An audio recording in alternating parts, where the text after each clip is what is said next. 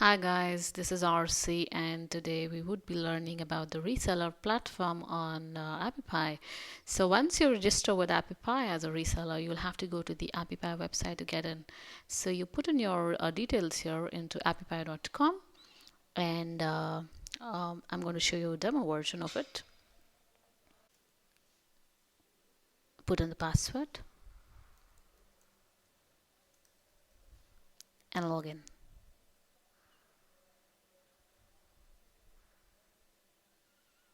Now this typically is the reseller dashboard that you see here.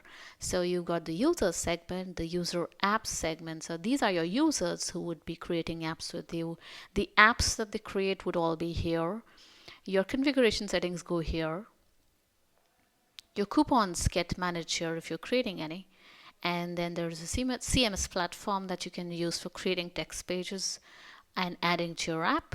And your plan goes here and your payment history comes here. Now let's get each of these quickly. Let's go to my users.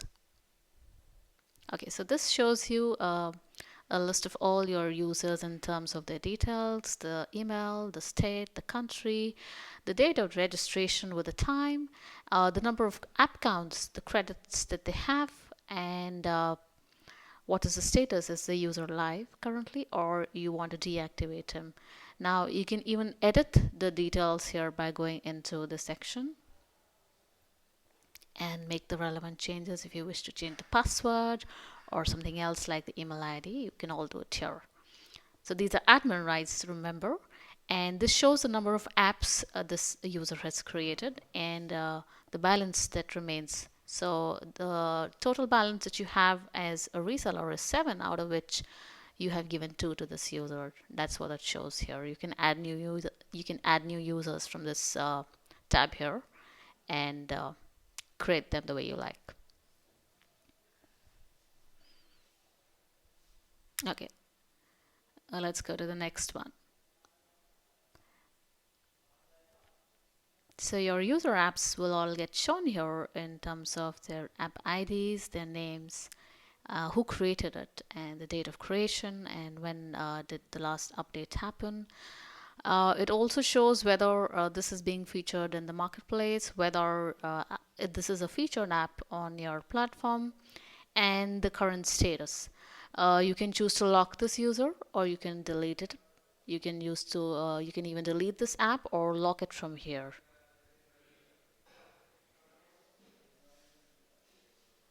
Okay, now the most important part is the configuration settings here, which is the brain behind your reseller platform. So this decides what your domain looks like, the payment details, SMTP, and the other general settings. Now let's go to this one by one.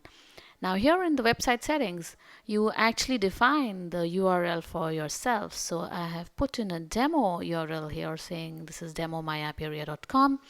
I can even choose to give in my custom site URL. So if you have a site called abc.com, you have to just put it here as a custom domain. So you ensure that if you want to put your custom site URL, you will have to have the A record to point to this particular IP here. So once you have done this mapping for the A record, this custom URL would come into effect. Otherwise, it will not work. So ensure that if you're putting in a custom site URL, you're also setting the A record right in terms of the IP, which is shown here. Okay. Now you're supposed to give in your office address, the support phone numbers here. So you can give the numbers that you want people to call you on. And for your site, the logo goes here. Okay, so this basically is a logo here. So right now you're seeing Appify. This would get replaced by the logo that you put here. Now when you send an email out to your users, you also have a logo there on that emailer. So that logo can be changed by uploading it here. And you can also upload a favicon image. Now favicon image is what's shown on top here sometimes when you have a window open. So that kind of image, once you want to change that, you can also upload that small image here, which would be shown on the top of the window whenever it is open. Okay. Next, you go to payment details. Okay, that's a pretty cool one because you have options to have payment platform through PayPal or through Stripe. Now, basically, if you're going through PayPal, so you'll have to go to the PayPal site and register there and create your merchant ID, for which the entire tutorial is already been done. So you can input your PayPal business email ID here for receiving payments. And for Stripe, similarly, you have to go to the site and register with them to get a secret key like one shown here. And once you have created a Stripe ID and you have added an endpoint, you basically have to add that key here. All right. Now, once you've done those, you can now decide the price of your app. Now, depending on what your marketing strategy is, you can decide the per unit price that you would be charging your customers for this app, and that price goes here. So here it is 40 right now. I can make it whatever. I can make it $1, I can make it 2, I can make it 5, or whatever else, 15. Okay, and I go and say save and next. Now the best part is here, we haven't made anything compulsory for you to put in. So even if you don't put in this step, you can simply skip it and you can go to the next one. All right, now if I want my email ID to go from a particular email, which is my support email, then I'll have to put it here, and I'll have to put in the SMTP settings here so that this particular email ID can become functional. So I'll have to put in the host, the user, the password, and the security type, and the port number, and the support email ID here. So once I put in here, the best thing that I need to do is to test it. Unless I test it, I will never know if my submissions are correct. So to test the SMTP settings, you can give an email ID and check for whether the email reaches you. If it reaches you, it means your SMTP settings are correct. So you must check it before you start making your app live and you make this platform live for users. So basically, the idea is to get a support email up and functional and running for you, which is your email and not something that's going on from the Appify platform. So typically, the email that goes would be from a no reply at app mail service. So this is what it is by default. To change that into a customized one, you would need to change the SMTP settings. But once you do that, do not forget to test it from here to an email ID of your choice to ensure that it works. Okay, now the next step is the general settings. Now, a lot of times we have our Facebook pages, images, and videos uploaded. So to make those work in the app, you'll have to ensure that the general settings here have the Facebook app ID. For that, you will need to go to Facebook and create an app ID and secret key, for which you have the entire tutorial here. So once you go to the developer section of Facebook, you'll have to log in and have to create a new app button, and you'll be asked to choose a platform. And having done that, you will have to create the app ID and copy that app ID and secret key to the screen here for it to work.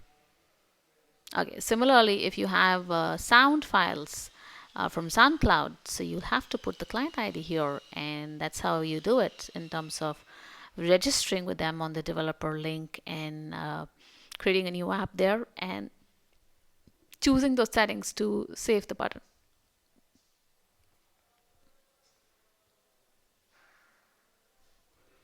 All right, the next thing is the email ID at which you want your emails from users to come in. So the app submitter email. So if your app has been submitted and you want a particular email ID to be receiving the mails about your app publishing request from your customers, this is where you put in your email. So for people who are submitting apps and who want you to publish them, would send your request at this email ID for you to take charge. Okay, now this is the next button which talks about allowing users to register. Okay, Now I can create a circle of my own users and not allow anyone to register on their own. And I might like to use this closed circle only for the apps that I'm creating. Now I also need to have an option to allow the users to register and log in on their own. So depending on what I choose here, I can allow registration from users or close it for them. So pick what you want. Now, when I open the reseller website, the home page has a meta title here on top. So I can change what comes here by default. So this is what comes here by default, demo mobile apps. And this is the text that comes on the screen once I log in. So I can change it here and I can make it look something else. I can say my platform, and I can change the text here and say, okay, this looks cool.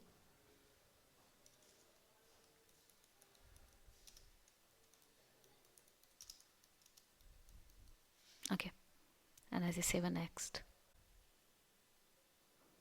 All right, now if I want to change the settings in terms of some coupons that I'm creating, so I can create them here. I can edit them and I can deactivate them or activate them all from here. So if you had a coupon existing, it would come here. I can create one by giving it a name, the code, the validity dates from which date. So I can give it a date, the kind of discount that I'm offering on that coupon, whether it is a flat rate or a percentage that I'm talking about, and whether this coupon is active as of now. Once I've done that, I have to click on save to create it. All right. Okay.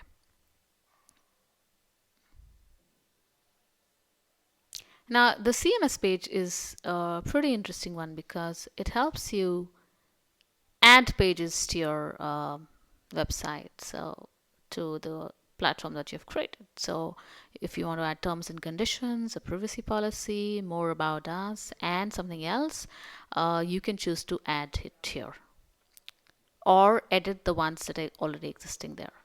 So it's a pretty cool one to create something of your own.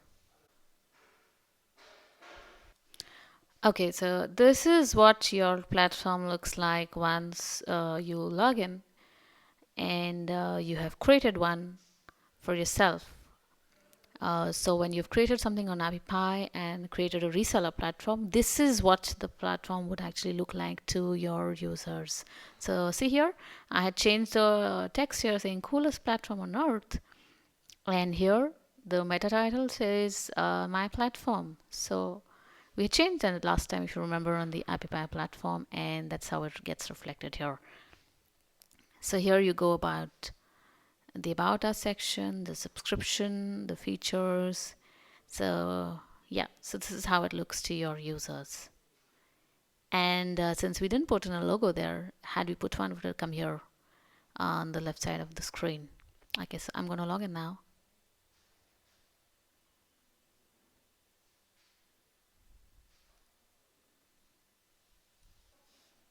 And put in the password.